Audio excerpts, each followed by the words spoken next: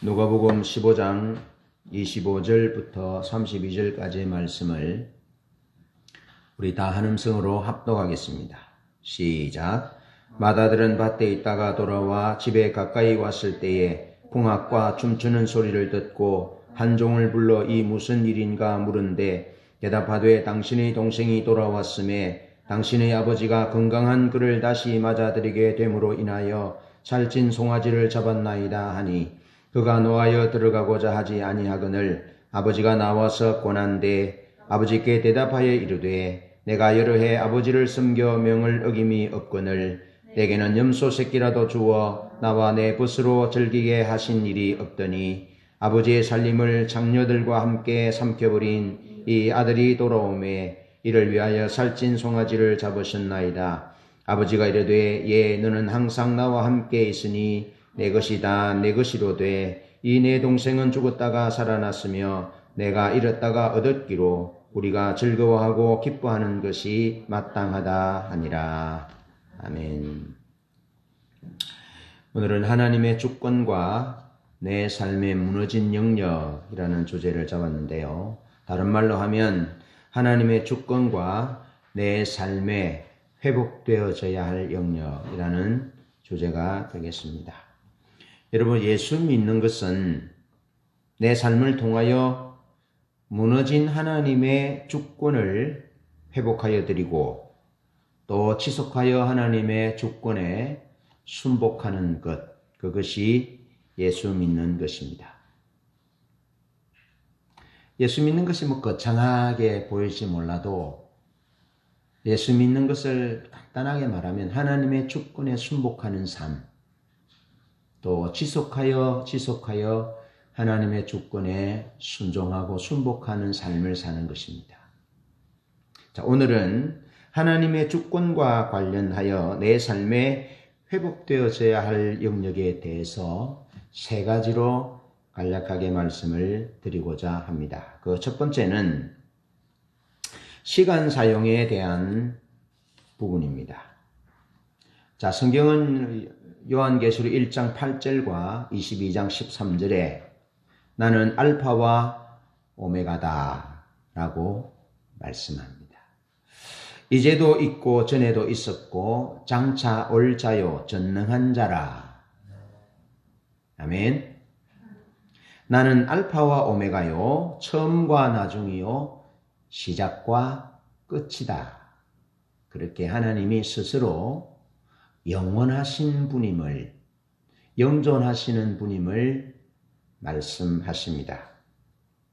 그런데 하나님은 시작과 끝도 없으신 분, 스스로 계신 분, 천지가 창조되기 전부터 계신 분, 천지가 없어져도 하나님은 영원히 계신 분, 영존하시는 하나님, 이심을 하나님 스스로 성경 곳곳에서 우리에게 말씀해 주고 있습니다.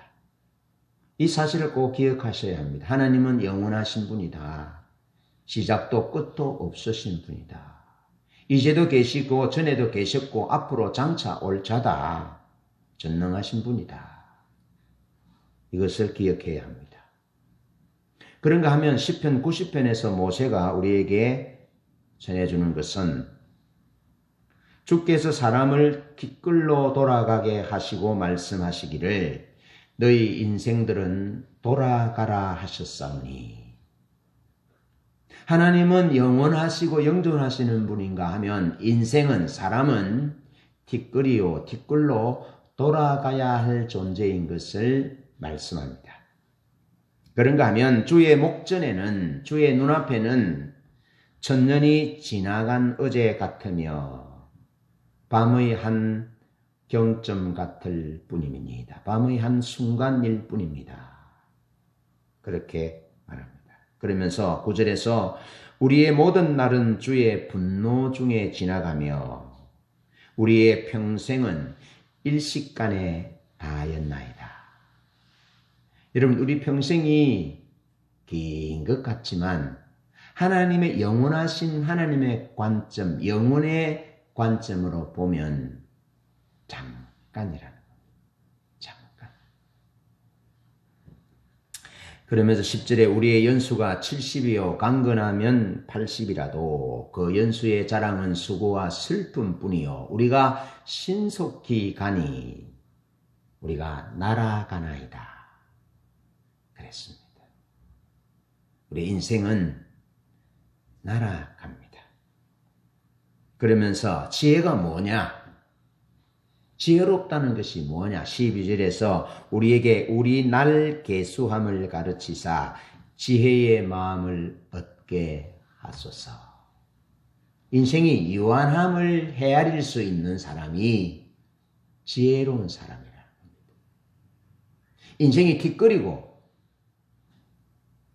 돌아가야 할 인생이며 강건하면 70이요 강건하면 80이라도 그 인생의 수고는 인생의 자랑은 수고와 슬픔뿐이요 우리가 신속히 가니 날아갑니다. 날아가는 인생임을 아는 것 그것이 지혜로운 사람임을 말씀해 주고 있습니다. 다시 말해서 시간이 내 것이 아니라 하나님께 속해 있는 것이다. 그래서 내게 주어진 이 인생의 시간을 하나님 앞에서 아름답고 소중하게 가꾸는 것이 바로 지혜로운 사람임을 성경은 우리에게 말씀해 주고 있습니다. 그러면서 요한계시록 14장 7절에는 그의 심판하실 시간이 이르렀음이니 하나님이 심판하실 시간이 있음을 말씀해 주고 있습니다. 모든 사람들의 삶에 대해서 하나님이 심판하실 시간이 있음을 분명하게 말씀하시면서 심판하실 시간이 이르렀음이니 라고 하나님의 심판이 시작되고 있음을 말씀합니다. 그러면서 히브리서 9장 17절에는 이렇게 기록합니다. 한 번 죽는 것은 사람에게 정하신 것이요 그 후에는 심판이 있으리니. 여러분 이 땅의 모든 사람들은 다 죽습니다. 사람은 태어나면서 죽음이 예견된 죽음이 준비된 존재입니다. 그래서 한 번 죽는 것은 사람에게 정하신 것이고 정해졌다는 겁니다. 반드시 죽는다는 겁니다. 아담과 하와의 타락 이후에 죄가 세상에 들어왔고 죄의 삭시 사망이거든요. 죄의 결과로 죽음이 왔다는 겁니다. 죽음이. 그런데 그 후에는 심판이 있다. 두 번째 죽음이 있다는 것. 두 번째 죽음. 두 번째 죽음이 곧 불과 유황으로 타는 불못, 지옥에 들어가는 것이 두 번째 죽음이라는 겁니다. 그래서 지난번에 우리 신우 집사님과 말씀 나눴잖아요. 천국과 지옥을 경험하고 온 사람이 지옥에서 할 수 없는 것이 있는데 그것을 예수 이름을 부를 수 없다는 겁니다. 왜? 성경에는 누구든지 예수 이름을 부르면 구원을 얻는다 말씀하거든요. 예수님 당신이 나의 구원자이십니다. 내가 당신을 믿습니다 하면 지옥에서 천국으로 갈 수 있잖아요. 그건 하나님의 심판이 아무런 의미가 없잖아요. 이 땅에서 아무렇게 잘못 살든지 예수 안 믿고 살든지 불신앙적으로 살든지 뭐 살인 강도짓을 하며 살든지 죽고 지옥에서 예수 믿으면 되잖아요. 고통스러우니까. 그런데 지옥에서는 예수 이름을 부를 수 없다는 말을 할 수 없다. 놀랍지 않습니까 여러분? 한 번 죽는 것은 사람에게 정해졌습니다. 그러나 그 후에는 심판이 있는데 그 심판은 천국 갈 거냐 지옥 갈 거냐에 대한 심판입니다. 그래서 예수 안 믿으면 둘째 사망인 불못으로 지옥으로 들어가고 예수 믿는 자는 하나님의 나라로 하나님과 함께 영원히 영생복락을 누리게 되는 것이 하나님의 계획입니다. 하나님의 계획. 그래서 에베소서 5장 16절에는 세월을 아끼라. 때가 악하니라. 세월을 아끼라. 때가 악하니라. 그 여기 세월을 아낀다는 말은요. 하나님의 말씀대로 살기 위해서 세월을 계산하는 겁니다. 어떻게 내가 하나님의 말씀대로 살 것인가? 하나님의 말씀대로 살지 않는 세월은 낭비하는 세월입니다. 낭비하는 세월. 그러나 하나님의 말씀대로 사는 시간만이 하나님 앞에 기억된다는 겁니다. 하나님 앞에 남는다는 겁니다. 하나님의 말씀대로 살지 않은 시간은 허비되고 날아가고 없고, 하나님의 말씀대로 살았던 그 시간과 삶들만 하나님 앞에 남아서 우리에게 상급으로, 축복으로 주어진다는 겁니다. 그래서 세월을 아끼라, 때가 악하다는 겁니다. 그러면 세월을 아낀다는 의미는 이런 것입니다. 예를 들어서 친구와 다투었어요. 싸웠어요. 그래서 친구와의 사이가 완전히 원수가 됐어요. 그 원수가 됐는데 한 친구는 예수를 안 믿는 친구고 한 친구는 예수를 믿는 친구예요. 안 믿는 친구는 아예 그 존재가 진노의 존재고 죽어있는, 영적으로 죽어있기 때문에 그에 대해서는 기준이 없어요. 그런데 예수 믿는 사람들은, 이 사람은 하나님 앞에 살아난 사람이잖아요. 예수 믿어서 다시 살아난 사람이잖아요. 하나님 자녀가 된 사람이잖아요. 그러면 이 사람과 원수가 됐어요. 원수가 돼서 하루를 지나면 이 사람은 하루를 허비한 겁니다. 알겠죠? 그럼 일주일을 원수 맺은 상태로 지나면 이 사람은 적어도 이 사람과의 관계 가운데서 일주일을 허비한 겁니다. 그럼 한 달을 그렇게 살면 한 달을 허비한 것이고 1년을 그렇게 살면 1년을 허비한 겁니다. 그런데 우리가 알다시피 평생을 그렇게 산 사람이 있거든요. 그러면 그 사람은 평생 허비한 겁니다. 이 사람과 원수를 맺어 있으면 하나님과의 관계가 올바르지 않기 때문에 일이 잘 안 되게 돼 있습니다. 그런 의미입니다. 용서하는 것이 세월을 아끼는 것입니다.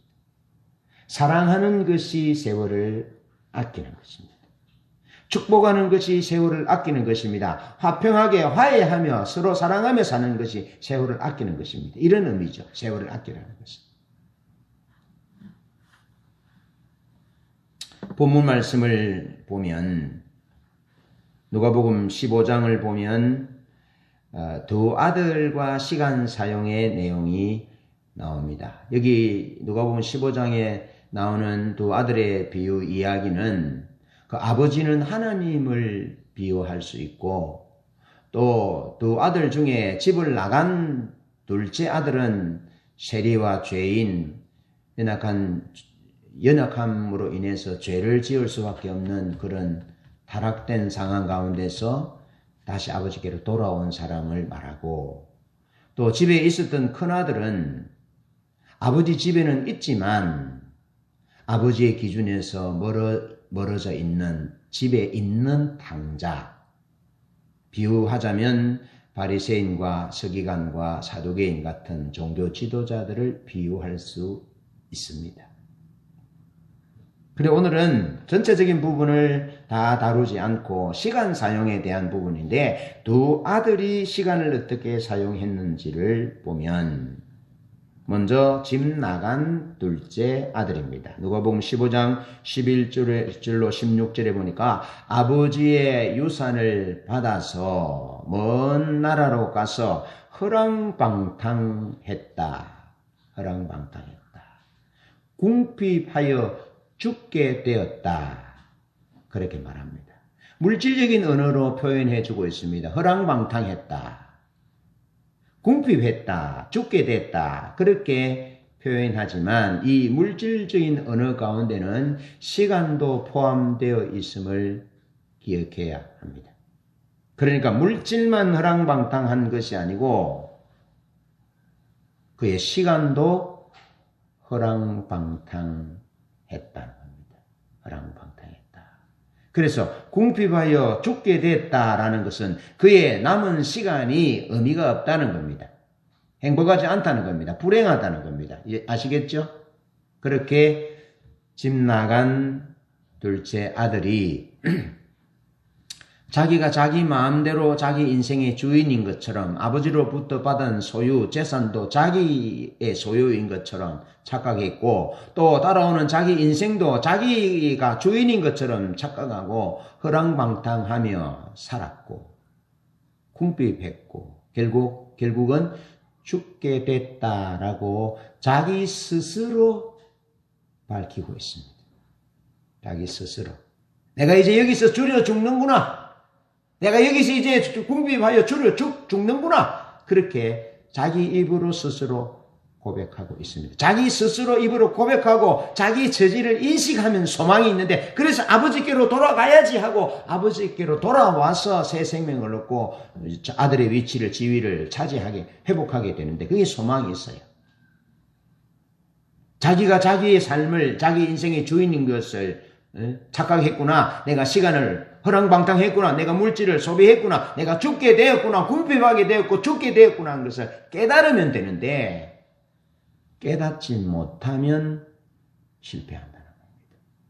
그래서 여러분 예수 믿는 것은 그거 깨닫는 겁니다. 아, 내 시간의 주인이 내가 아니구나. 물질의 주인이 내가 아니구나. 시간과 물질과 내 생명의 주인은 하나님이시구나. 그러면서 내가 하나님께로 돌아가지 않으면 궁핍하고 죽게 되겠구나. 내가 내 소유와 내 시간을 허랑방탕하게 되는구나. 그러면서 하나님 앞으로 돌아오는 것. 그것이 예수 믿는 것입니다. 예수 안 믿으면 그 삶을 허랑방탕하는 것입니다. 허랑방탕하는 것입니다.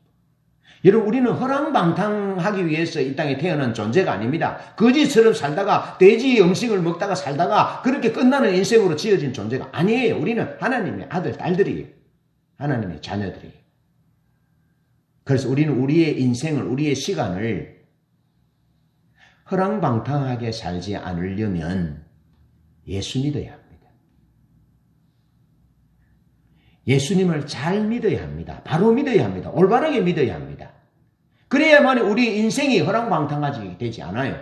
우리 인생이 궁핍해지지 않아요. 우리 인생이 죽게 되는 인생이 안 돼요. 예수 믿으면 살아나잖아요. 살잖아요. 성령이 우리 속에 거하여 생명이 되잖아요. 살아있는 영이 되잖아요. 하나님의 나라에 하나님과 영원히 사는 존재가 되잖아요. 그러나 예수 안 믿으면 지옥 가는다. 지옥이 뭡니까? 그게 둘째 사망이에요. 2번 죽는다는 거 2번. 그래서 우리는 우리의 시간 사용을 예수 믿는 시간으로 우리의 인생을 바꿔야 하고 바꾸었다면 잘 믿어야 된다는 겁니다. 아멘. 자, 둘째는 그렇게 시간을 허랑방탕했고 그래서 자기 스스로 궁핍하고 줄여 죽게 되었다라고 고백을 합니다. 자, 그러면서 집안에 있는 큰아들의 시간 사용도 볼 수 있는데요. 29절을 보면 29절 상반절에 보면 표면적으로 그는 그의 아버지를 위하여 시간을 사용한 것으로 보입니다. 내가 아버지를 위하여 열심히 일했습니다. 그렇게 표현하는 것을 봅니다. 그러나 29절 하반절을 보면 그렇습니다. 내가 아버지를 위하여 열심히 일했지만 내게는 염소 새끼라도 주어 나와 내 벗으로 즐기게 하신 일이 없더니 그랬습니다. 그래서 이 동생이 아버지의 재산을 창기와 함께 먹어버린 이 동생이 돌아오매 그를 위하여 살찐 송아지를 잡으셨나이다 라고 불평합니다. 그는 자기 자신과 그의 즐거움을 위하여 시간을 사용했음을 그의 말이 증거해 줍니다. 여러분, 집에 있는 큰아들은 아무런 허물과 죄가 없는 것 같습니다. 그러나 꼭 기억하십시오. 자기를 위하여 시간을 보내는 것은 범죄라는 사실을 기억하셔야 합니다. 우리는 우리의 시간을 하나님을 위하여 사용해야 합니다. 하나님의 영광을 위하여 사용해야 합니다. 사람을 살리는 일에 시간을 사용해야 하고 용서하는 일에 시간을 사용해야 합니다. 사회적 약자들을 돌보고 그들이 행복하게 사는, 그들을 행복하게 해주기 위하여 우리의 시간을 사용해야 합니다. 그러나 자기 자신의 행복, 자기 자신만을 위하여 살아가는 것은 하나님의 사람들이 해야 할 올바른 행동이 아닙니다.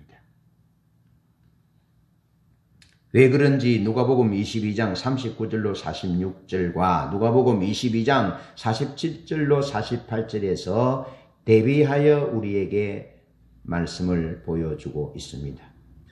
누가복음 22장 39절로 46절은 예수님이 겟세마네 동산에서 인류의 구원을 위하여, 우리의 구원을 위하여 땀이 핏방울이 되도록 기도하시는 장면이 나옵니다.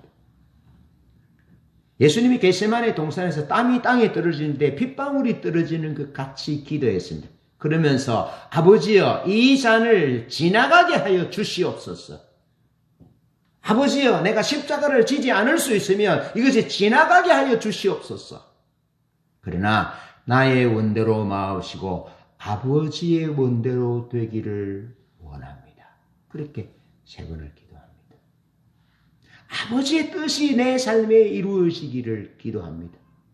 그러나 너무 고통스럽기 때문에 나는 이것을 지지 않고 지나갔으면 좋겠습니다. 아버지여, 그러나 아버지 내 뜻대로 마시고 아버지의 뜻대로 해 주십시오라고 예수님은 철저히 예수님에게 주어진 그 인생을, 생명을, 시간을 하나님을 위하여, 하나님의 뜻이 이루어지기를 위하여 사용하고 있고, 하나님의 뜻이 이루어지어서 우리가 구원 얻는, 인류가 구원 얻는 그 일에 주님이 시간을 사용하고 있음을 보여줍니다. 인류 구원을 위하여 기도하면서 시간을 사용하시는 예수님. 결국 예수님은 예수님의 기도대로 십자가를 지셨습니다. 십자가를 지셔서 십자가에서 예수님에게 주어진 그 생명, 시간을 마지막까지 십자가에서 보내셨습니다. 예수님의 마지막 호흡은 십자가에서 멈추었습니다. 왜? 우리에게 하나님의 생명의 호흡을 주시기 위해서, 하나님의 생명의 시간을 우리 입에 넣어주시기 위해서 주님이 마지막 호흡을 십자가에서 호흡하셨습니다. 예수님의 십자가는 예수님의 마지막 호흡이자 우리의 새로운 호흡의 시작입니다. 십자가 의미는 그것입니다. 예수님이 우리의 호흡이 새로운 생명의 하나님의 자녀의 호흡이 시작되도록 하시기 위해서 시간을 보내셨고 시간을 마무리하셨다면, 그 예수님의 십자가의 죽음으로 우리가 새 생명을 시작하게 되었다면, 그래서 우리가 다른 사람을 위하여 하나님의 뜻이 이루어지고, 다른 사람이 나로 인하여 다른 사람이 행복해지고, 나로 인하여 다른 사람이 새 생명을 얻도록 전도하는 그 일을 위해서 우리의 시간을 사용해야 한다는 겁니다. 그렇지 않으면 우리는 하나님의 뜻과 반대되는 삶을 살 수밖에 없습니다. 자, 예수님이 겟세마네 동산에서 그렇게 기도하시고 이어서 이어지는 구절은 가룟 유다에 대한 구절인데요. 가룟 유다가 마태복음 6장 15절에 보면 내가 예수를 당신들에게 넘겨줄 것인데 얼마 줄래? 흥정하고 있습니다. 여러분, 예수님이 물건입니까? 사람이 물건입니까? 예수님을 두고 사람을 두고 얼마 줄지 흥정하고 있습니다. 여러분, 요한계시록에 보면 지옥 가는 사람들에 대해서 말씀하는데 사람의 영혼을 사냥하는 사람들에 대해서, 장사꾼들에 대해서 지옥 간다라고 말하고 있습니다. 이런 경우지요. 이런 경우. 예수님을 두고 대제사장에게 가서 가룟 유다가 얼마 줄래? 내가 예수를 당신들에게 넘겨주려고 그러는데 얼마 줄래? 작은 이익을 위해서, 자기의 이익을 위해서 상대방을 죽음의 자리로 몰아내는, 그리고 못 본 채 하는 그것도 같은 불효입니다.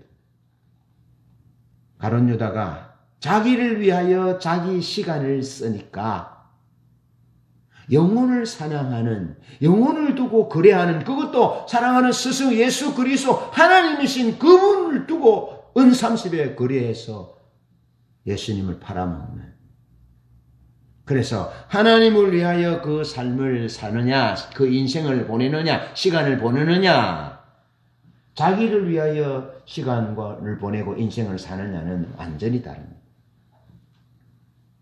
하나님을 위하여 자기 시간을 보내지 못하는 자는, 다시 말해서 자기 목적을 위하여 인생을 살고 시간을 보내는 자는 반드시 사단의 도구가 될 가능성이 높습니다.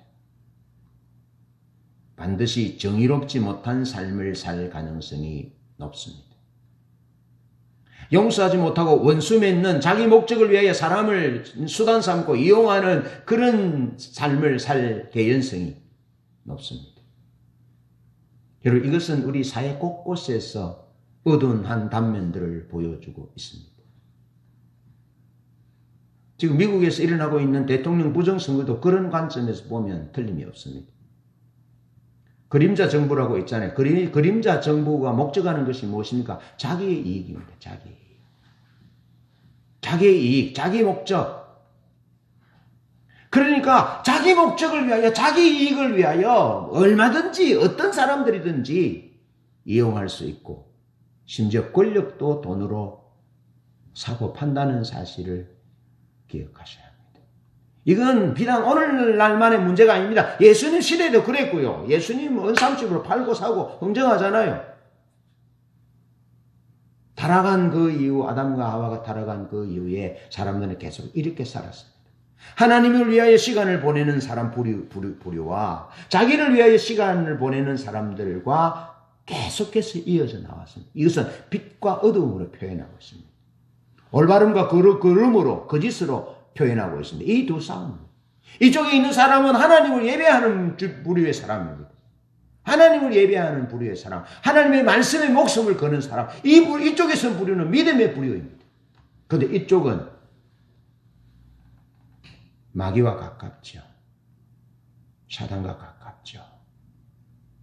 돈을 사랑하는 것이 일만하게 뿌리고, 세상 사랑은 그 속에 하나님의 사랑이 없고 그 이후에 사단이 있기 때문에 돈을 사랑하고 자기를 사랑하고 자기 목적을 위하여 사람을 사냥하고 사람의 영혼을 사냥하는, 거래하는, 그리고 권력을 주고 사고 파는 그런 부류의 뒤에는 사탄이 있다는 사실을, 어둠의 존재가 있다는 사실을 기억하고, 이 부류의 마지막 종착지는 지옥이라는 사실을, 둘째 사망이라는 사실을 꼭 기억하셔야 합니다. 이기는 허랑방탕입니다. 시간을 허비하고 나중에는 궁핍하고 죽음의 자리에 이르게 되는 겁니다. 그래서 하나님은 우리로 하여금 이렇게 이 길로 오라, 이 길로 오라. 여기에 선 사람은 시간을, 인생을 자기 목적을 위하여 살지 않는다.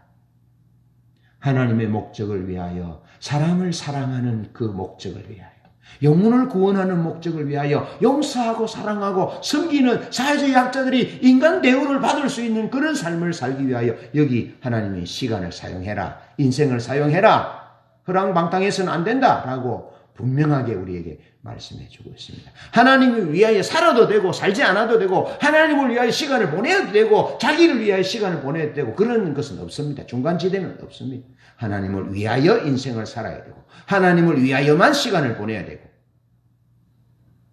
자기 자신만을 위하여 시간을 보내고 인생을 살는 이 둘 중에 선택을 말씀하고 있는 겁니다. 마태복음 6장 33절로 34절 말씀에 보면, 너희는 먼저 그의 나라와 그의 의를 구하라. 그리하면 이 모든 것을 너희에게 더하시리라. 이 모든 것은 의식주입니다. 먹고 입고 자는 의식주. 그러니까 너희는 먼저 그의 나라와 그의 의를 구하라. 너희는 먼저 하나님의 나라와 하나님의 뜻을 구해라.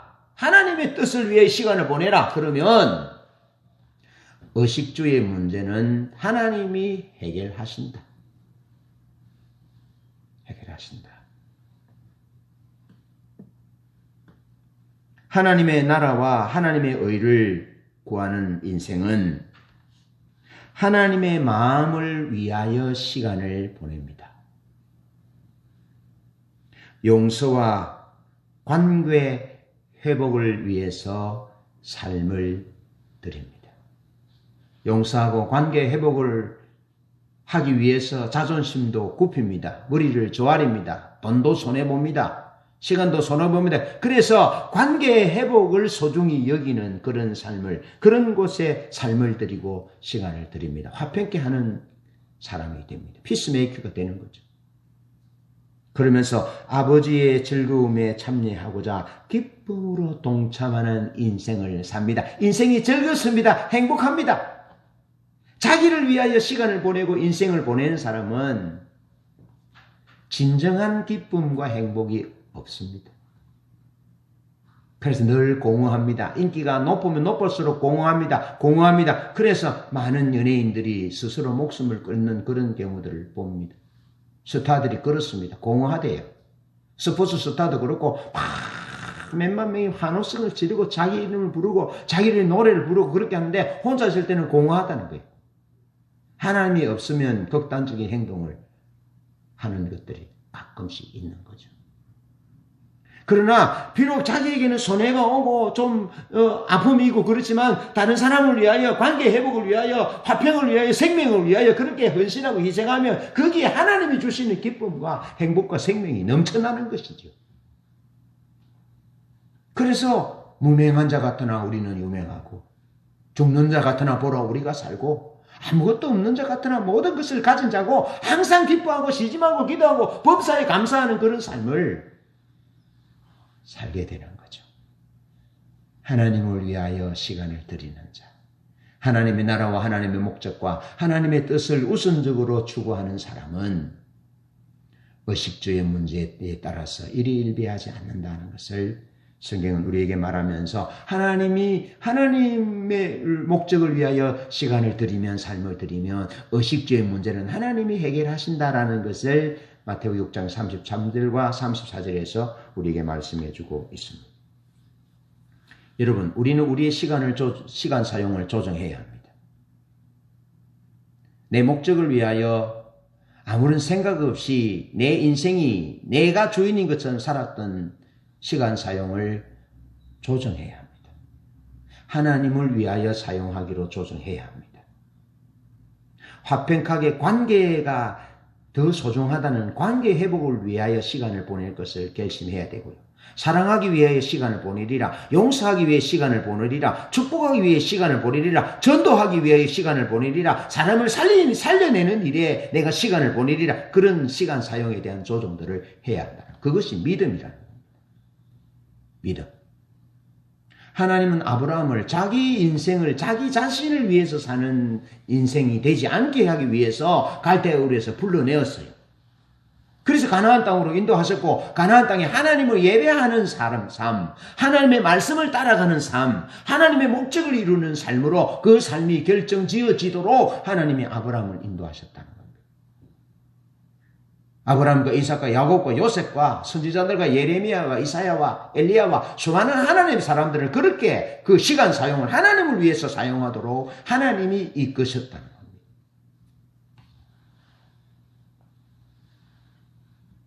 우리는 우리 자신의 의식주가 아니라 하나님 아버지를 위하여, 하나님 나라를 위하여, 영혼 구원을 위하여 용서하고 화평, 화해하고 사랑하고 축복하는 그 일에 우리의 시간들을 사용해야 합니다. 그래야 우리 인생이 남습니다. 뒷글로 끝나는 인생이 아니라 하나님 앞에 진주와 보석같이 남습니다. 두 번째로 하나님의 주권 앞에 우리가 회복되어져야 할 영역은 하나님의 주권과 하나님의 질서에 대한 순종의 영역입니다. 하나님의 질서, 또 하나님이 세워놓은 질서에 대한 순종, 순복, 그 영역이 우리에게 회복되어져야 합니다. 여러분, 저는 저희 아이가 공부를 잘하고 못하는 것보다 더 중요한 것은 엄마에게 함부로 대하지 않는 것. 엄마가 좀 실수할 수 있고 좀 모자랄 수 있는데 엄마에게 딸의 그 위치, 지위를 넘어서지 않는 것. 그것이 더 소중합니다. 얼마나 예쁘냐, 얼마나 부지런하냐, 얼마나 정리정돈을 잘하느냐, 얼마나 자기 할 일을 척척 하느냐, 이런 것도 중요한데 더 중요한 것은 연약하고 덜 똑똑하고 부족한 투성인데도 엄마의 말씀에 순종하느냐 불순종하느냐, 그것이 더 중요합니다. 그러나 그것보다 더 중요한 것은 그가 무엇을 이루었고 그가 얼마나 연봉을 많이 받고 어떤 사람과 사느냐, 그거보다 어떤 자동차를 사고 어떤 집에 사느냐보다 더 중요한 것은 그가 하나님이 말씀하신 말씀에 순종하느냐 불순종하느냐, 그것이 더 중요하다고요. 여러분, 우리 행동의 근거는 하나님의 말씀입니다. 그래서 하나님은 우리 삶을 다 살고 우리 달려갈 길 다 달린 후에 우리를 심판할 때 하나님의 말씀의 잣대로, 말씀의 기준으로 우리를 심판합니다. 말씀대로 예수 믿었느냐? 말씀대로 살았느냐? 말씀대로 사랑하며 살았느냐? 아니면 저주하며 사람을, 영혼을 거래하며 살았느냐? 아니면 사람을 살리기 위해서 네가 줄이고 배고팠고 괴로웠느냐, 네 이익을 손해보았느냐, 그것에 따라서 하나님이 심판하실 거예요. 출애굽기 23장 21절 22절에 보면 하나님이 이스라엘 백성들에게, 하나님의 백성들에게 하나님의 목소리를 잘 청종하고 하나님의 모든 말대로 행하면 승리할 것이다, 그렇게 말하고, 신명기 28장에는 하나님의 말씀대로 살면 들어가도 복을 받고 나가도 복을 받을 것이나 하나님의 말씀에 불순종하면 저주를 받을 것이다. 가나안 땅에서 쫓겨나게 될 것이다. 먼 이방 나라로 포로되어 갈 것이다. 내 자식들도 다 잃어버리게 될 것이다. 사랑하는 자들 다 뿔뿔이 흩어지게 될 것이다. 그렇게 성경은 우리에게 말씀하고, 그 기준이 하나님의 말씀 순종이냐 하나님 말씀 불순종이냐, 그에 따라 결정난다는 겁니다. 여러분, 하나님이 우리 편에 서느냐, 그게 중요한 것이 아니고 우리가 하나님 편에 서는가가 중요합니다. 하나님은 누구 편에도 서지 않습니다.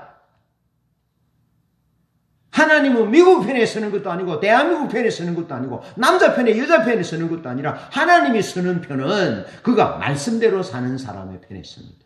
다른 말로 하면 우리가 하나님의 말씀대로 살면 하나님이 우리와 함께 하지만 우리가 하나님 말씀대로 살지 않으면 하나님이 우리의 대적자가 된다는 겁니다. 하나님이 우리의 원수가 된다는 겁니다. 하나님의 말씀대로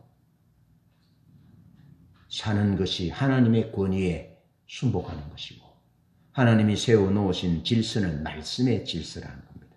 그래서 성경은 계속해서 말씀합니다. 재판할 때 사람이 많고 적음에 따라서 악을 행하지 말아라. 사람이 많으면 많은데 손을 들어주지 말고, 사람은 적다고 손을 안 들어주는 옳은 사람인데, 불의한 사람인데 척인데 사람이 많다고 여기 손을 들어주고, 이게 옳은 사람인데 사람이 적다고 해서 이거는 죽이고, 그렇게 하지 말아라는 겁니다. 가난한 자의 송사라고 치우쳐서 두둔해서도 안 된다. 아무리 가난해도 그가 옳다면 그의 손을 들어줘야 한다. 여러분, 무전유죄, 유전무죄 얘기 있잖아요. 이 시대를 반영하는 얘기입니다. 옛날에도 그랬습니다. 돈이 있으면, 죄가 있음에도 뇌물을 주어서 죄가 없는 것으로 둔갑시키고, 죄가 없고 올바른 사람인데도 뇌물을 주어서 상대가 되니까 죄인으로 둔갑되는, 정죄당하는 것이 지금 시대고 옛 시대고 사람이 살아온 삶의 자리입니다. 여러분, 교회도 예외는 아닙니다. 교회 재판도 돈 앞에 무너집니다. 그러니 교회 재판이 그러면 세상 재판은 어떠하겠습니까? 그래서 주님은 그렇게 말씀합니다. 다수를 따라 악을 행하지 말고 송사에 부당한 증거를 하지 말며 가난한 자의 송사라고 치우쳐서 두둔해서도 안 된다. 여러분, 제가 그렇다고 해서 국법이 다 잘못됐다, 국가에서 하는 판단들이 법적인 소송들이 잘못됐다 그런 의미는 아닙니다. 우리가 말하고자 하는 것은 하나님 말씀은 다수를 따라서 다수라고 손들지 말고 소수라고 손 정죄하지 말고 그런 의미죠. 가난한 자의 송사라고 치우쳐서 두둔해서는 안 된다. 그렇게 말하면서 자신의 이익과 상관없이 하나님의 말씀에 바탕을 두고 행동해야 된다. 자신의 감정과 상관없이 하나님 아버지의 말씀에 순종해야 한다. 여러분 여기 우리에게 자주 걸리는 부분이 있습니다. 감정입니다. 감정. 기분. 내가 오늘 기분이 안 좋았어. 내가 오늘 교회 갈 기분이 아니야. 내가 오늘 기분이 안 좋았어. 내가 말씀대로 살 수 없어. 말씀에 순종할 수 없어. 이 감정.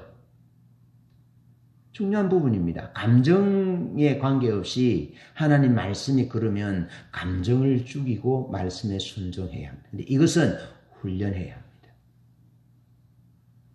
여러분, 만약에 우리가 감정을 따라 예수 믿는다면 하나님도 감정을 따라 우리를 심판하면 어떻게 되겠습니까? 너는 얼굴이 예쁘니까 천국. 기분이 좋아 너를 보니까. 너는 오늘 보니까 머리가 헤어스타일이 왜 그래? 오늘 머리 안 감았구나. 너는 지옥. 아 너는 내가 좋아하는 스타일의 향수를 뿌렸구나. 기분이 좋구나. 너는 천국. 너는 향수를 좀 뿌리기는 뿌렸는데 왜 그런 향수를 뿌렸어? 기분이 안 좋아. 너는 지옥. 그럼 되겠어요? 그런데 감정에 따라서 교회에 왔다 갔다 왔다가 안 왔다. 예배드리러 왔다 안 왔다 그러면 되겠어요? 감정에 따라서 11조를 했다가 안 했다가 되겠어요? 감정에 따라서 어느 날은 아버지 했다가 엄마 했다가 어떤 때는 오빠 했다가 언니 했다가 그럼 되겠어요? 그거 안 되는 거죠. 그게 하나님이 세워놓은 질서라는 겁니다. 감정이 아니라 하나님이 말씀하신 것이 명령인데 하나님의 말씀에 원수를 사랑하라 그러면은 원수와 일지라도 사랑하고 내가 어려울지라도 하나님의 소유는 하나님께 드리고 하나님께 시간을 구별하여 하나님 앞에 예배드리고 감정을 말씀으로 제어하고 누르는 내 이익, 내 개인적인 이익 그 도움보다는 하나님의 말씀으로 내 이익을 내려놓을 수 있는 하나님의 말씀에 어겨지면 상충되면 위반되면 내 이익을 내려놓을 수 있는 그것이 훈련이고 그것이 신앙이에요. 신앙. 왜 예수 믿는 사람들이 거짓말을 하고 사기를 치고 사업에 부당하게 합니까? 이건 자기 이익이 말씀보다 위에 가기 때문에. 왜 말씀대로 살지 않습니까? 신앙의 기복이 있습니까? 그건 자기 감정이, 자기 이익이 말씀보다 위에 오기 때문에 이랬다 저랬다 하는 거죠. 그러면 어떤 현상이 생깁니까? 자녀들이 똑같이 보고 합니다. 자녀들이. 그래서 그렇게 사니까 아버지, 엄마의 권위가 떨어져서 자녀들에게 교회 가야지, 말씀대로 살아야지 말을 못합니다. 말을 해도 콧방귀를 칩니다, 자녀들이. 그래서 교회가 무너지는 겁니다. 지금 이렇게 여기까지 오게 되는 겁니다. 여러분, 경건한 하나님의 사람은 자식들이 경건한 믿음의 생활을 하게 되어 있습니다. 근데 겉으로는 경건하게 교회 앞에서는 경건하게 보일지라도 집에서는 경건하지 않습니다. 감정이 말씀보다 위에 있습니다. 이익이 말씀보다 위에 있습니다. 그러면 자녀들이 그걸 봅니다. 그래서 자녀들도 신앙생활 안 합니다. 그래서 교회에서는 훌륭해 보이는데 자녀들이 신앙생활 안 하거나 하나님을 경외하지 않으면 그 문제가 있는 겁니다. 신앙의 문제가 있는 겁니다. 하나님의 주권과 하나님의 질서에 있어서 아비 된 자가 어미 된 자가 그렇게 살지 않으면 자식들이 그렇게 살지 않아요. 여러분, 이 땅에 가장 우리가 남기고 가는 것이 우리의 DNA를 가진 자식들을 남기는데 자식들이 하나님 앞에, 하나님의 주권 앞에, 감정이 아니라 하나님 말씀 앞에, 이익이 아니라 하나님 말씀 앞에, 하나님의 주권 앞에 순복하는 그런 자녀들로 남겨두고 가지 않으면 어떻게 하나님 앞에 우리가 서겠습니까?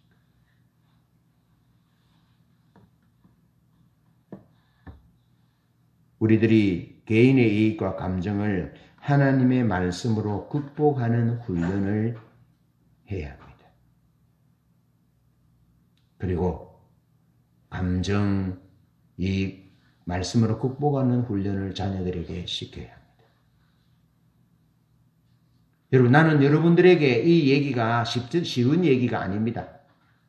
저는 누구를 딱 겨냥해가지고 설교를 하지 않는데 그렇게 들릴 수 있잖아요. 그래 쉬운 건 아닙니다. 그렇지만 여러분이 시간 사용을 하나님과 하나님의 나라와 하나님의 영광을 위해서 시간을 사용하는 그런 삶이 돼야 부흥의 날에 하나님의 영광을 위하여 산다고요. 일확천금 벼락 부자가 됐어요. 그런데 시간 사용을, 물질 사용을 하나님의 영광을 위하여 사용하는 훈련이 안 되면 범죄하는 곳에 돈을 쓰게 된다고요. 범죄하는 곳에. 그러지 말씀드려요. 그리고 우리가 하나님의 주권에 순복하지 않으면 동성애 자들이 하나님의 질서에 순복하겠습니까? 그런데 정부 사람들이 돈을 이익을 위해서 대통령도 마음대로 하려는데 하나님의 말씀에 순복하겠습니까? 그런 사람이 판사가 되었습니다. 뇌물 안 받겠습니까? 뇌물 받고 뇌물 안 주는 어려운 사람들을 정죄하고 죽이지 않겠습니까? 하나님의 질서와 권위에 순복하는 하나님의 말씀이 그러하다면 천하 어떤 사람이 와도 어떤 뇌물을 줘도 어떤 외압에도 하나님의 말씀이 그러면 나는 그럴 수 없습니다라고 서는 것이 다니엘이 사자굴 앞에 섰던 다니엘의 믿음 아닙니까? 사자의 밥이 될지라도 나는 하나님의 말씀대로 중보기도 해야 되겠다. 불문불이 뜨거워서 던져놓는 자가 죽는데도 하나님의 말씀 내 나는 우상 숭배할 수 없습니다 하고 하나님만 내 경배의 대상입니다 하고 설 수 있는 그런 신앙으로 우리가 서지 않으면 우리는 하나님 앞에 한 줌의 티끌로 사라지고 만다는 겁니다. 한 줌의 티끌로 사라지고 만다고요. 우리 인생이. 그러나 사자굴 앞에 버티고 서고 불무불 앞에서 우상숭배하지 금신상에 절하지 않기 위해서 버티고 서면 하나님이 그것을 기억하셔서 하늘의 별과 같이 빛나게 하시고 영원한 가치의 옷을 입히시는 흰옷을 세마포 옷을 입히셔서 영원히 하나님을 찬양하는 하나님의 나라 하나님의 잔으로 보물로 스굴라로 하나님의 세굴라로 보물로 하나님이 남겨두신다는 겁니다.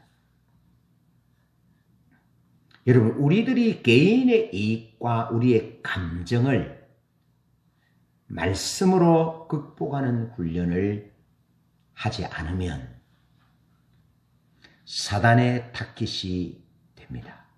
그런데 사단이 타깃 삼을 때 우리의 어떤 부분에 기름을 부으시느냐 하면 우리가 감정에 폭발하는 감정적으로 잘 안 되는 기분을 따라 행동하는 그 우리의 연약한 부분에 사단이 덤을 타고 들어옵니다.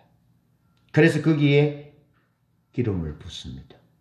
그래서 폭발하게 합니다. 그래서 우발적으로 사람을 죽이기도 합니다. 부부 싸움을 하기도 합니다. 기분이 나빠서 헤어지자 해가지고 이혼하기도 합니다. 그러면 한번 보세요. 부모가 이혼하면요 자녀들이 얼마나 고통스러운지 아세요? 자녀들이 평생의 가슴에 못이 되는 거죠. 평생에. 내가 우리 동료들 사람들 만나보니까 어렸을 때 다 엄마가 자기를 버리고 갈까봐 두려워했던 것이 지금도 여기 가슴에 남아있더라고요. 얘기가. 여러분 감정을 말씀으로 다스려야 합니다. 아멘. 기분에 치우치는 것을 말씀에 다스려야 돼요. 내가 좀 셈에 박다. 좀 이익이 되는 쪽으로 잘 선다. 그거요. 안 됩니다. 위험합니다. 하나님의 말씀에 따라서는 줄을 서는 훈련해야 돼요. 말씀에 옳고 그름을 보고 그름의 줄이 아니라 옳은 것에 줄을 서는 훈련들을 해야 돼. 가장 옳음이 뭡니까? 그 예수 그리스도가 옳음이에요. 진리이신 성경 말씀이 옳은 거예요. 거기 서는 훈련들을 해야 끝까지 살아남습니다. 영원한 생명을 얻습니다. 예수 믿는 것은 여러분 그렇게 단순히 예수 입으로 신하여 그거는 단순히 내 예수 믿는다 이제 됐다 그거 아닙니다. 여러분 시간 사용을 하나님을 위해서 사용하고 하나님이 세워놓은 질서와 주권에 순복하여 살아가는 것이죠. 그러니까 사단이 공격할 때 사단이 공격이 당하면요. 우리의 감정적인 부분, 기분적인 부분, 이익의 부분에 대해서 사단이 공격하거든요. 사단은 압니다. 우리가 돈에 약한지, 우리가 여자에 약한지, 우리가 감정에 약한지, 뭐가 약한지 압니다. 그거 딱 들어와요. 기차입니다. 기가 막힙니다. 정말 기가 막힙니다. 그랬잖아요. 우리 어머니를 위해서 기도하는데 몇십 년 기도했는데 우리 어머니 괜찮았거든요. 그런데 결혼해서 부부싸움 해서 그 저녁에 기도하는 기도의 방음막을 딱 빠졌어요. 그때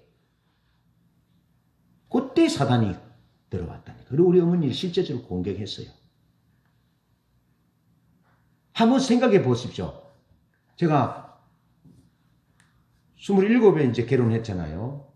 27에 결혼했는데, 제가 청년 때 이제 한 21살 이럴 때 우리 어머니 그런 현상을 내가 발견했거든요. 적어도 한 5년 정도 그렇게 기도했어요. 5년 동안. 그러면 5년을 365로 하면은 며칠 됩니까? 4, 5, 20, 한 2000일 되잖아요. 그죠? 한 2000일. 2000일인데, 2000일을 쫙 나열해 놓았습니다. 2000일 가운데 하루, 혹은 이틀. 그럼 아주 좁은 간격이잖아요. 거기에 사탄이 딱 들어왔더니, 그때. 그러니까 사탄은 우리가 뭐가 연약한지 딱 알아요.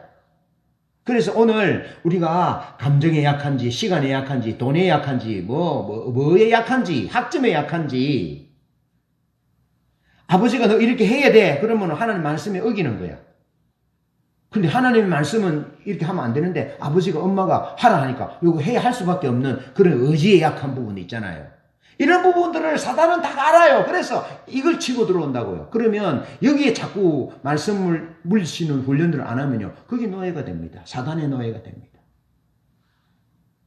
굉장히 중요한 얘기입니다. 지금 이 얘기는. 사단의 도구가 될 수 있다. 여러분, 가룟 유다가 돈을 계산하는 사람이었어요. 예수님의 제자들 중에 돈을 맡아보는 자였어요. 그런데 돈을 조금씩 훔쳐갔어요. 그는 돈을 훔치는 자였다라고 성경에 정의합니다. 그러니까 가룟 유다는 다른 제자들보다 똑똑했다고 학자들이 얘기합니다. 똑똑했으니까 맡긴 거죠. 그 똑똑했는데 가룟 유다의 약점은 무엇이었다고요? 제자들 몰래 돈을 다른 쪽으로 빼돌리는 것이 약점이었어요. 그러니까 사단이 거기에 치고 들어와서 얼마 줄래 흥정하게 된 겁니다. 그래서 사단이 들어갔다라고 말합니다. 사단이 그에게 들어가니까 가룟 유다가 예수 팔기 위해서 나갔고 밤이었다. 그리고 은30에 예수님 팝니다. 그리고 나중에는 은30을 도로 던져놓고 목을 매달고 떨어져서 죽습니다. 사단의 도구가 됩니다. 약한 부분이 뭔지, 감정인지, 이익인지, 돈인지, 뭔지 보시고요. 하나님 말씀으로 이겨내는 훈련들을 해야 합니다. 그래, 말씀으로 그것을 이겨내려면 하나님의 말씀을 많이 읽어야 합니다. 설교를 잘 듣고 기억해야 합니다. 성경 공부를 해야 합니다. 성경을 외워야 합니다. 성경의 말씀을 들어야 합니다. 그리고 영적인 자리에서 자꾸 그런 얘기를 들어야 합니다. 하나님의 사람들과 교제해야 됩니다. 그러면서 이럴 때는 어떻게 해야지? 이럴 때는 어떻게 해야지? 그럼 난 모르겠는데, 나도 모르겠는데, 그럼 우리 목사님한테 물어보자. 그걸 또 물어보고. 우리 선배한테 물어보자. 믿음 좋은 선배한테 물어보자. 그럼 물어보면 선배는 이런 부분인데 어떻게 할까요? 혼자 고민하면 안 됩니다. 사단이 다 압니다. 그래서 절대로 혼자 고민하면 안 됩니다. 하와가 혼자 있을 때 넘어졌습니다. 혼자 있을 때. 하와는 아담보다 말씀이 약하거든요. 아담은 하나님께 직접 선악과를 따먹지 말라는 말씀을 들었지만 하와는 건너들었거든요. 그러니까 하와는 말씀이 약해요, 아담보다. 그러니까 혼자 있을 때에 하와 혼자 있을 때에 사단이 와서 하와를 넘어뜨렸거든요. 그러니까 하와가 따서 주니까 남편도 먹었거든요. 절대로 혼자 있으면 안 돼요. 그래서 예수 믿는 사람들과 교제하고 둘이 모르겠으면 선배한테 물어보고 선배가 잘 모르겠다면 또 더 좀 좋은 믿음 좋은 사람 같은데 또 물어보고 또 안 되겠으면 목사님한테 물어보고 목사님도 모르겠다 그러면 어떻게 합니까? 그럼 하나님 앞에 서서 죽어야 기도하는 거죠. 가르쳐 달라고. 그러면 하나님 가르쳐 주는 거죠. 내가 그랬잖아요. 시연이 엄마하고 내가 프로포즈는 안 했지만은 교회를 옮겨서 저 예쁜 시연이 엄마가 다니던 교회는 한 120명 정도 교인이 있었어요.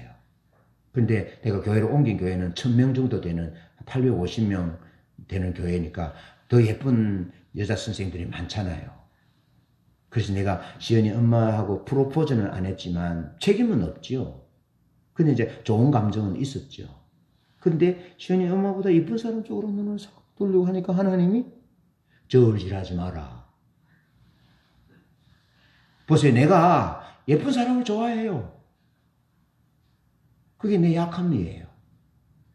근데 내가 감정에 치우쳐서 예쁜 사람을 쫙 지우질 해갔으면 내가 시연이 엄마하고 결혼 안 하고 이쪽에 있는 사람하고 결혼했겠죠. 그러면 어떻게 됐을지 몰라요. 이혼했을지 몰라요. 나는 그렇게 봐요.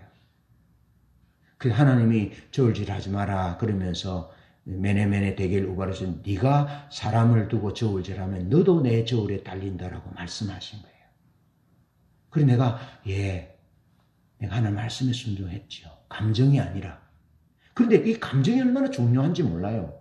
예쁜 게 좋은데 뭐. 돈 많은 게 좋은데 뭐.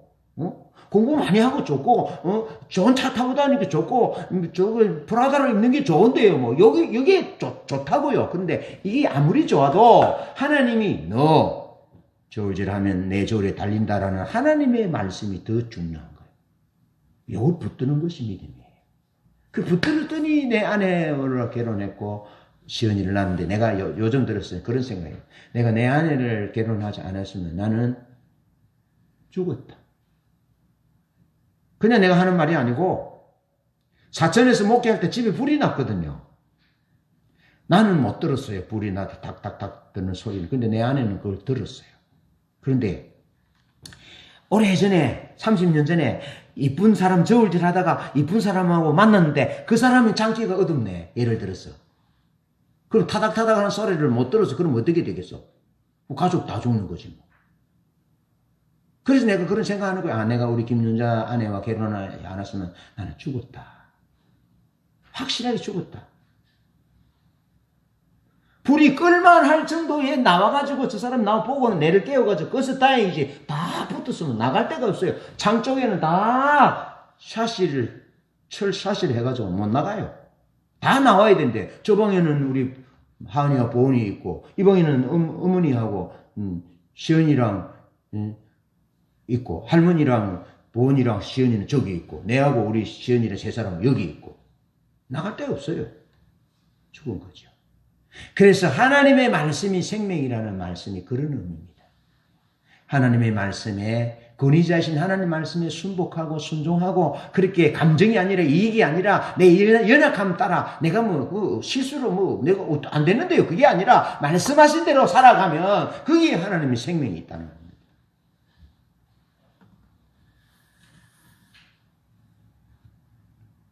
예수님은 그렇게 말씀하셔요. 구약에는 눈은 눈으로 이는 이로 갚으라 했다. 그건 이제 지나치게 더 보복 행위를 하지 말라는 거죠. 정당방위죠. 근데 예수님은 원수가 오른밤을 때리면 왼밤을 돌려대라.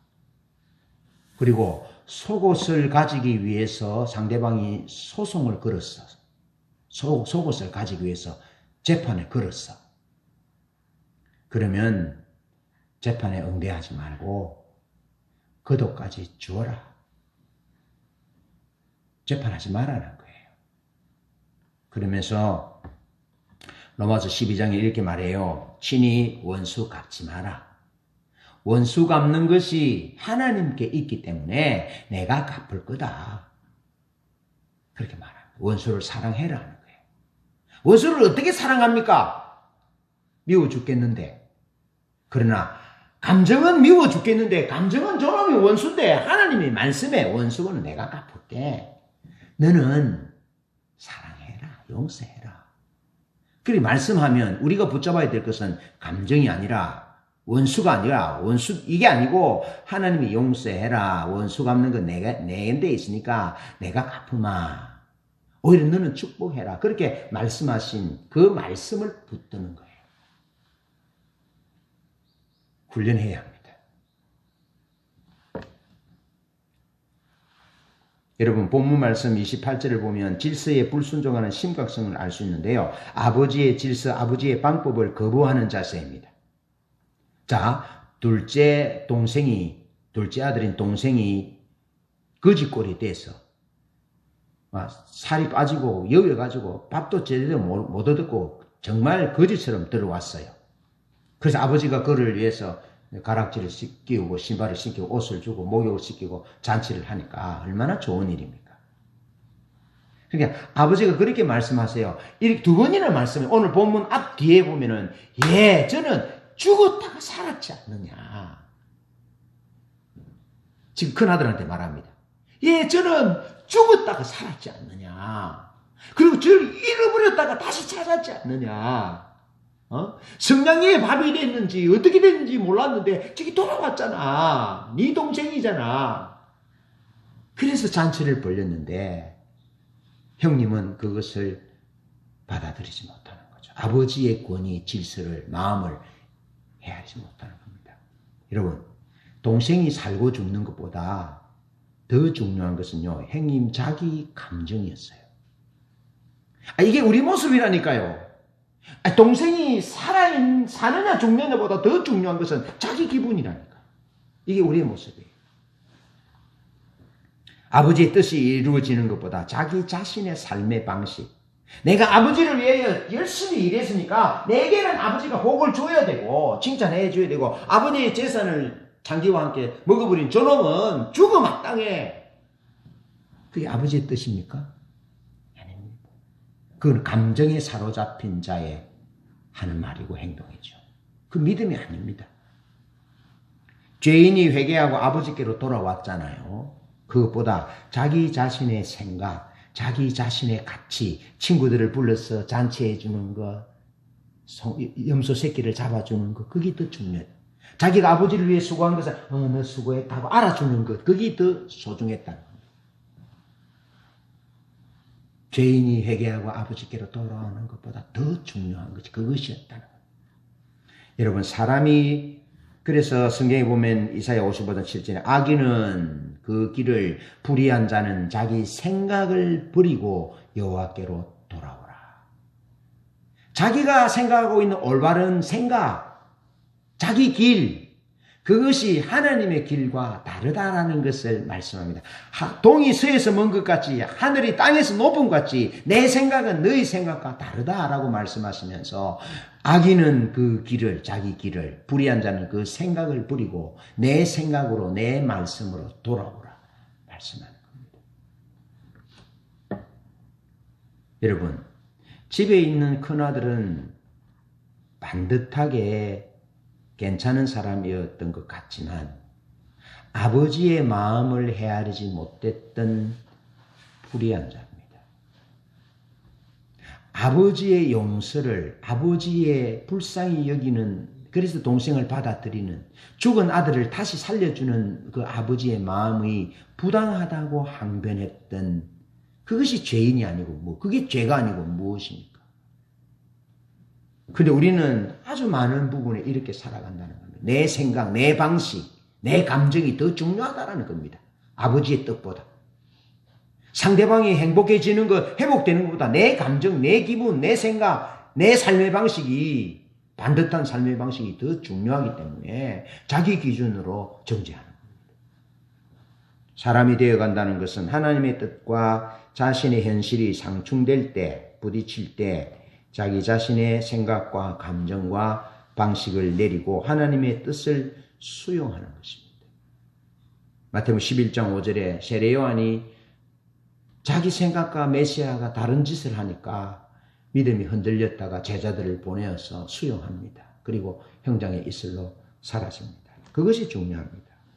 믿음 때문에, 하나님 때문에 받는 고난과 고통, 고문, 조롱, 채찍질, 결박, 옥에 갇히는 시련, 돌로 치고 톱으로 캐짐을 당하고 시험을 받고 칼로 죽임을 당하는 이 일이 히브리서 11장에 수많은 하나님의 사람들이 당한 이야기라고 기록합니다.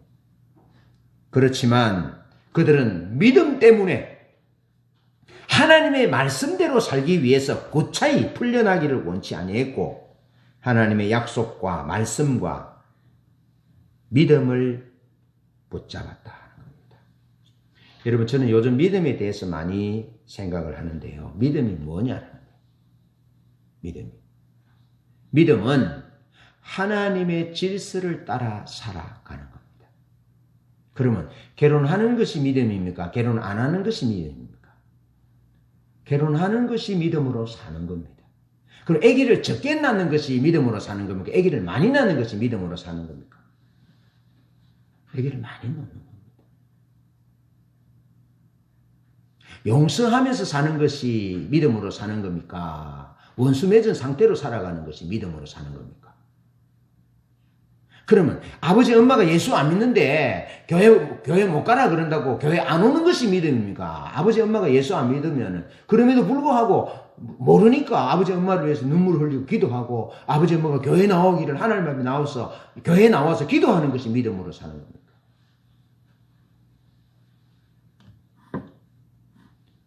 아내가 있습니다. 남편이 하나님이 주신 남편이라 생각하고 남편을 잘 공경하는 것이 믿음입니까? 남편이 예수 안 믿는다고 발에 묻은 때처럼 여기는 것이 믿음입니까?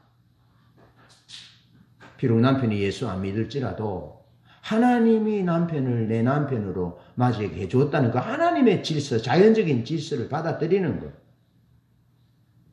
부모에게 효도하는 것이 하나님의 질서입니까? 불효하는 것이 질서입니까? 부모에게 효도하는 것. 병든 부모님을 끝까지 봉양하고 돌보는 것. 가난한 형제들을 다 어려서 돌보는 것. 그게 믿음으로 사는 거죠. 예?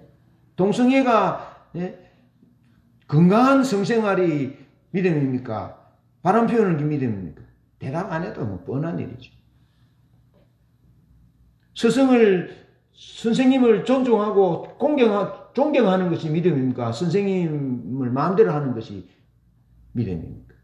여러분, 우리가 믿음을 생각할 때 너무 좀 이상하게 그냥 고상한 높은 차원으로 생각하는 것이 아니고 믿음은 하나님의 질서, 하나님이 세워놓으신 질서에 순복하는 건데요. 하나님은 질서의 하나님이고 하나님이 권위자잖아요. 그러니까 부모에게 순종해야 되고 스승님을 공경해야 되고 남편을 존경해야 되고 아내를 사랑해야 되고 부부가 바람 피워서는 안 되고 건강한 성생활을 해야 되고 동성애는 안 되고 사회의 질서가 제대로 잡혀가도록 살아가는 이런 수많은 것들이 사실은 믿음으로 살아가는 거예요. 복잡하게 어렵게 생각하지 말고요. 시험 칠 때 컨닝 안 하는 것이 믿음으로 살아가는 겁니다. 앞으로 간호사가 돼가지고 좋은 병원이 있고 좀 덜 좋은 병원인데 믿음 생활하는데 그 좋은 병원은 믿음 생활하기 좀 곤란하고 좀 좋지 않은 병원은 믿음 생활하기 좋다. 그럼 믿음으로 사는 것이 뭡니까? 믿음 생활 잘하기 위해 선택하는 그것이 믿음으로 사는 겁니다. 간호사를 갔는데 아주 수간호사가 너무너무 괴롭혀. 그럼 어떻게 합니까? 그 수간호사가 내 권위자예요. 그럼 그 수간호사에게 아주 그가 잘 못하는지 그런 건 상관없고 내가 해야 될 일을 순종하고 순복하고 따르고 사랑하고 그럴 거 물어볼 거 물어보고 지시받는 거 이런 것들을 하는 것이 그것이 믿음이에요. 믿음 따로 우리 삶 따로 아닙니다. 우리 삶이 믿음이에요. 그것은 하나님이 세우는 질서를 따라서 순복하고 순종하는 것이 믿음이에요. 방언으로 기도하고 기도 하루에 5시간 하고 그게 믿음 좋은 것이 아니고 하나님이 세워주신 이 질서를 따라서 많이 있잖아요. 국가의 정부에 대한 질서, 사회에 대한 질서, 문화에 대한 질서, 세계의 지구촌에 대한 질서, 부모 자식 간의 질서, 부부 간의 질서, 형제 간의 질서, 성도와 목회자 간의 질서 이런 질서들 우리가 왜 마스크를 끼고 예배합니까? 국가에서 감염되는 부분들이 염려되니 좀 조심해달라 하니까 우리가 또 하나님 질서를 따라서 그것이 믿음이라고요. 그래서 제가 말씀드린 믿음은 하나님의 질서를 따라 사는 것이다. 그럼 그리스도인은 어떤 사람입니까? 하나님의 질서를 지켜내는 사람들. 그래서 결혼해야 돼. 언제 알겠지? 지연이 결혼해야 돼. 결혼하면 목사님보다 같이 아기를 놓든지 더 많이 낳아야 돼. 2명은 안 돼. 2명은 여성이 자궁이나 남성이 감염돼가지고 아기를 못 놓는 사람, 불임 사람이 많아. 그래 점점 창조 질서를 보존하는 것이 어려워져. 심각해. 우리나라는 지금 인구 절벽이야. 그래서 결혼해서 경건한 자녀를 길러야 돼.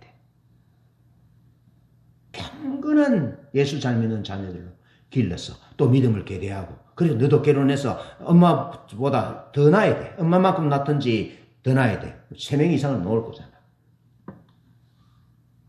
집사님 문제 2명 낳으신 거지 어쩔 수 없고 지나갔으니까. 왜? 자식은 여호와의 주신 기업이요 태의 열매는 그의 상급이로다. 자식을 많이 낳아가지고 믿음대로 살지 못하게 낳으면 그거 안 되고 낳아서 경건한 자녀들로 양육하는 것이 하나님의 나라의 일이란 말이야. 결혼해야 돼? 돼? 그리고 자식도 3명 이상 낳아야 돼? 목사님 아니 내가 그랬으니까 하는 거지 성경 말씀대로. 그래서 경건하게 잘 길러야 돼. 믿음의 자식들을 길러야 돼. 그렇게 하려면 어떻게 해야 돼? 여러분들이 믿음으로 살아야 돼. 말씀대로 사는 자녀를 길러야 돼. 그러려면 내가 말씀대로 살아야 돼. 신우 집사님은 이제 우리는 다 이제 나이가 들고 집사님들은 이제 2명 이상 낳아서 이제 더 못 낳아. 그러니까 더 이제 기대할 게 없어. 여러분이 기대한다. 한번 그렇게 한번 생각해 보세요. 하나님의 질서에 내가 순복하고, 내 부부가 순복하고, 우리 자식들이 그렇게 순복하고, 그렇게 순복하면요, 로마를 정복했던 기독교인은 얼마 없었어요. 300년 동안 그렇게 살았다니까요. 기독교인들. 300년 동안. 사자밥이 되고, 정원을 밝히는 태서 하행대가 죽어가면서도 그렇게 말씀대로 살았더니 300년이 지나지 않아서, 300년이 지나서 로마 나라가 두 손 들고 기독교 국가가 된 거예요. 그런 일들을 우리가 이루어야 된다. 그때 로마 정부를 향해서 봉기를 일으키고 돌을 던지고 창을 던지고 그렇게 하지 않고 주님의 방법으로 십자가의 방법으로 죽었다. 화형당하고 죽고. 그랬더니 하나님의 역사로 그들을 변화시켜서 로마가 기독교 국가가 된 거예요. 그때 정신 차려야 되는데 기독교 국가가 되고 난 뒤부터는 이제 타락의 길로 가는 거예요. 그래서 감정, 이익, 우리 자신을 위하여 시간을 사용하는 것이 아니라 하나님을 위하여 우리의 시간을, 우리의 인생을 쓰고 하나님을 위해서 말씀대로 살기 위해서 이익과 감정이 아니라 말씀대로 살아가는 훈련들을 해야 우리가 앞으로 잘 살고 난 그 이후에도 1000년씩, 2000년씩 하나님의 나라가 이어진다. 이 말이죠. 하나님 나라가 말씀대로 제대로 안 사니까 얼마나 많은 전쟁들이 일어났습니까? 네. 킹덤 오브 헤븐 봤거든요, 집사님. 얼마나 많은 사람들이 십자군 전쟁에 죽었는지 모릅니다. 처음에는 괜찮았어요. 1차 십자군 전쟁은 괜찮은데 2차, 3차부터는요. 돈을 차지하기 위해서, 땅을 차지하기 위해서 변질된 거예요. 거룩한 전쟁이라는 이름으로 변질된 거예요.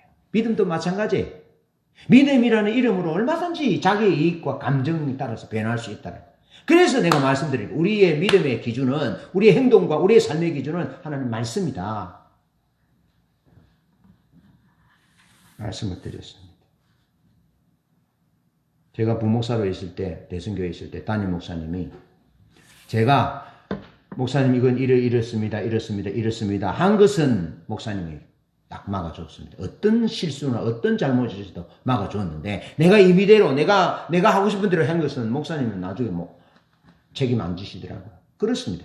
우리가 하나님의 말씀을 따라 살면 하나님이 우리에 대해서 책임져 주지만 우리가 하나님의 말씀을 버리고 자기 마음대로 자기 길로 자기 생각대로 가면 하나님 책임 안 져줍니다. 그건 우리와 상관없는 일입니다. 하나님과 상관없는 일이고 우리가 잘못한 일입니다. 그래서 우리가 고난을 당하는 것이죠. 마지막 회복되어야 될 하나님의 주권과 관련해 회복되어야 될 부분은 판단과 원망의 영역입니다. 교만의 영역입니다.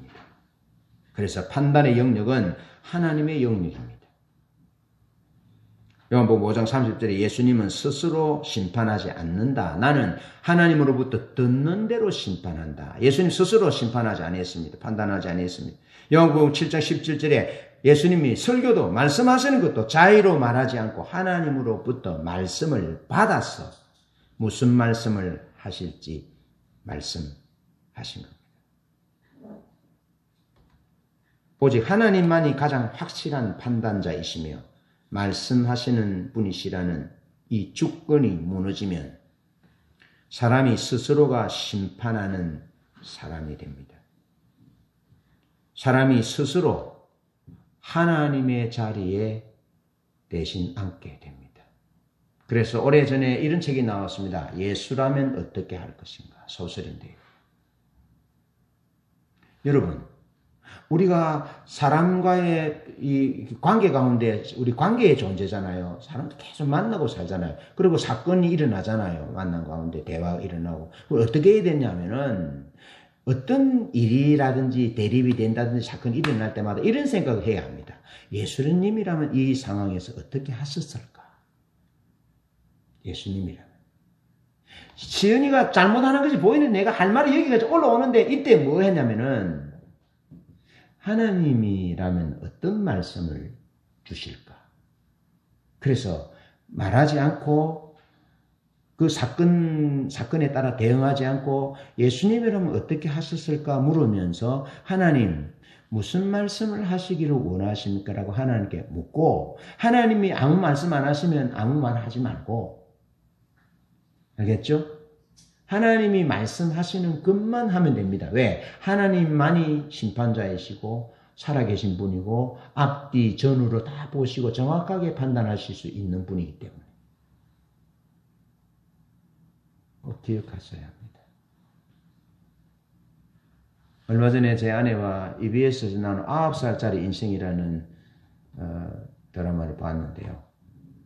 그 선생님이 자기 반에 있는 여학생이 돈을 잃어버렸다고 그 용의자로 지목한 남자아이를 지목했는데 걔는 어머니 안경을 맞추기 위해서 그 여학생이 잃어버린 돈만큼 딱 가지고 있었어요.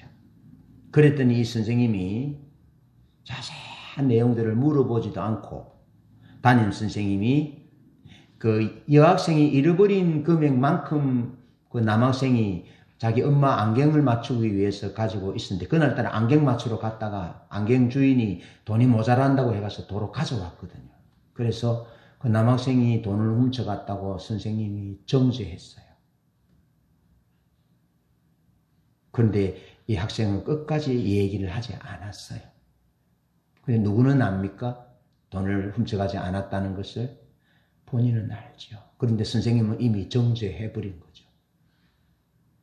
여러분, 하나님만이 정확하게 판단하실 수 있습니다.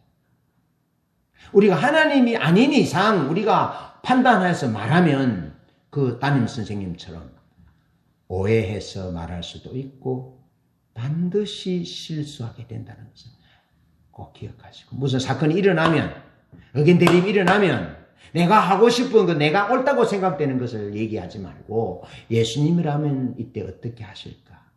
예수님은 어떻게 하나님께 물었거든요. 하나님이 말씀하시는 것만 했거든요. 그게 훈련해야 된다고요. 그게 우리가 회복되어져야 된다고요. 그러면서 판단, 심판이라는 하나님의 영역에 스스로를 세우면 나타나는 현상이 뭔지 아십니까? 원망입니다. 원망. 하나님도 원망하고 아버지도 원망하고 엄마도 원망하고 선생님도 원망하고 은혜 입었던 사람도 원망하고 다 원망합니다. 이스라엘 백성들이 가데스 바네아에서 가나안 땅을 정탐하고 난 이후에 뭐 했습니까? 하나님이 가나안 땅으로 가라 했는데 이미 주었다 뭐 말씀하셨는데 그들이 뭡니까? 자기들이 하나님 자리에 앉아서 판단하니까 거인이 있고 안 되겠거든. 그래서 하나님을 원망하고 아론과 모세를 원망하고 장관을 세워서 애굽으로 돌아가자 그러면서 밤새도록 뒷걸을 날리고 원망하고 돌을 들어서 모세와 아론을 쳐 죽이려고 그래. 그래서 결국에는 가나안 땅에 못 들어갔어요, 그들은. 여러분, 원망은, 심판은, 판단은 가벼운 죄가 아닙니다. 큰 죄입니다.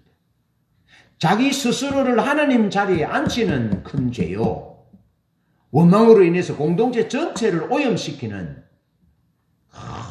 큰 죄가 되고 맙니다. 그래서 여러분, 그 원망으로 인해서 10명의 정탐꾼이 원망함으로 인해서 하나님 자리에 대신 앉음으로 인해서 그게 60만 3,548명이 광야에서 죽고 말았어요. 그리고 그 자녀들은 아버지의 죄 때문에 38년, 약 40년 가까이 광야에서 뺑뺑 돌았어요. 자녀는 죄가 없는데도 돌았어요.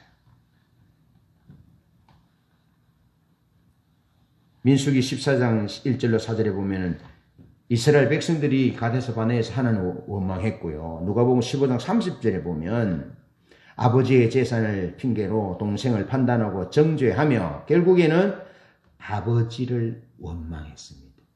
아버지가 이 동생을 받아들이는 것은 잘못된 결정입니다 하는 의미예요.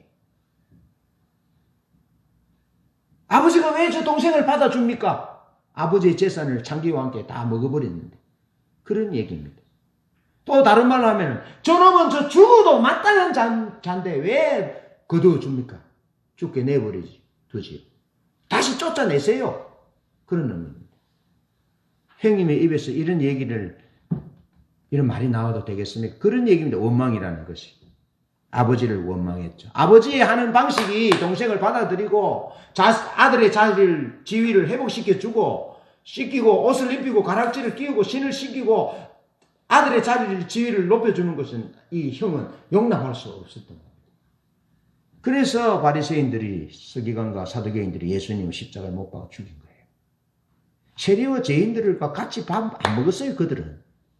근데 예수님은 세리와 죄인과 밥 먹고 죄인들을, 연약한 자들을 받아주니까 말씀대로 산다는 바리새인과 서기관과 사두개인들을 용납할 수가 없었던 거죠. 그래서 우리는 저들과 달라 그러면서 예수님을 죽인 거예요.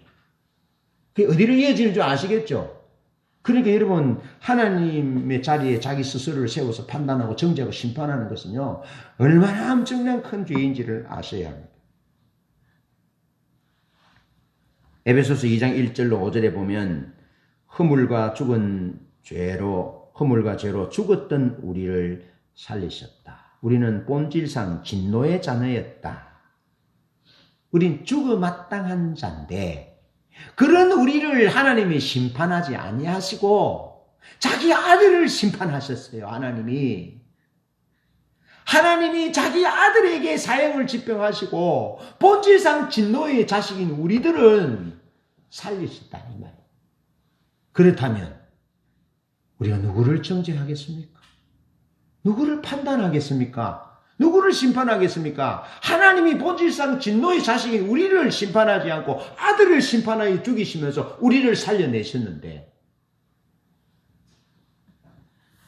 그래서 판단과 정죄와 심판은 하나님께 맡기고 우리는 사랑해야 하는 본분만 행하자는 겁니다. 우리는 용서받은 자답게 용서하는 본분의 삶만 살자는 거예요. 하나님이 주권자이시고 본질상 진노인 우리를 하나님이 먼저 사랑하시고 사랑해 주신 그 은혜를 기억하면서 하나님의 사랑을 실천하며 살아라는 겁니다. 그 사람이 어떻게 되든지 그거는 하나님한테 맡기고. 할렐루야. 여러분, 많은 경우 성도들의 문제는 하나님보다 더 어렵고 하나님보다 더 선하고 더 착하고 더 똑똑하고 더 지혜로운 데 문제가 있습니다. 하나님보다 더 똑똑하다니까요. 하나님보다 더 착하고 어렵다니까요. 6월 21일 제가 하나님의 주권에 대한 설교를 할 때요, 머리가 빳빳하게 쓴 사람을 내 안에 보이셨다 했잖아요. 한번 보세요. 바람이 쫙 불면 머리가 쭉 빗습니다. 그리고 우리 표현에 어떤 그 초자연적인 실체를 자기도 몰래 경험하면은 무서워서 머리가 쭉 빗쓴다 했잖아요. 그렇게 하나님의 주권을 인식하라는 거예요. 마치 바람이 불어서, 실제로 바람이 불어서 우리 머리가 쭈삣쭈삣 날리는 것처럼, 실제로 우리가 어릴 때 귀신이라든지 무서워서 습짓하게 머리가 선 그런 것처럼 그렇게 하나님의 주권 앞에 서는 훈련을 하라 이 말이에요. 무감각하게 무덤덤하게 아무렇지 않게 살지 마시고 하나님의 주권 앞에 하나님의 말씀에서 벗어나지 않기 위해서 실제로 바람이 부는 것처럼 실제로 초자연적인 역사를 느끼면서 솟아지게 놀래서 머리가 쭉 비서는 것 같던 그렇게 하나님의 주권을 인식하면서 서라는 거예요. 그것이 승리의 비결이라는 거예요. 믿음은 우리 자신의 한계를 보는 것입니다. 죽음의 존재임을 알고 죽음 후에는 심판이 있음을 준비하는 삶입니다. 하나님의 영광을 위해서 시간을 사용하는 삶, 용서하고 사랑하기 위해서 시간을 사용하고 하나님의 마음과 뜻을 알기 위해서 시간을 사용하기로 조정하라 이 말. 믿음대로 살기 위해서 말씀대로 살기 위해서 시간을 조정하라 이 말이죠. 개인의 이익보다 자신의 감정에 근거하기보다는 하나님의 말씀 순종하기 위해서 이익과 감정을 넘어서는 훈련을 해야 되고요. 자기 삶의 방식과 자기 생각과 가치를 말씀에 판단받는 그런 삶으로 훈련해야 한다는 겁니다. 그러면서 마지막 하나님을 찾지 않으면, 하나님이 목적이 되지 않으면, 하나님을 찾고 또 찾지 않으면 자신의 의식주가 목적이 되는데요. 먹고 사는 것이 목적이 되는 거예요. 세상 사람들의 가치 방식이 자기 목적이 되는 거예요. 그렇게 되면 하나님의 자리에 자신이 대신하여 원망할 수밖에 없는 것입니다. 판단할 수밖에 없고 정죄할 수밖에 없는 것입니다. 의식주가 목적이 되면 하나님의 얼굴을 구하는 것이 목적이 되고 하나님을 찾는 것이 목적이 되어야 되는데 의식주가 목적이 되면 그 의식주 때문에 원망한다는 겁니다. 하나님의 자리에 자기를 앉히게 되는 것입니다. 무너진 하나님의 주권적 영역인 시간 사용의 영역, 하나님의 질서를 수용하는 영역, 심판을 하나님께 맡기고 말씀으로 믿음으로 사는 그 삶이 우리 삶에 회복되어 하나님과 동행하고 하나님이 주시는 풍성한 실제 생명을 받아 누리는 은혜가 있기를 축복합니다. 아멘.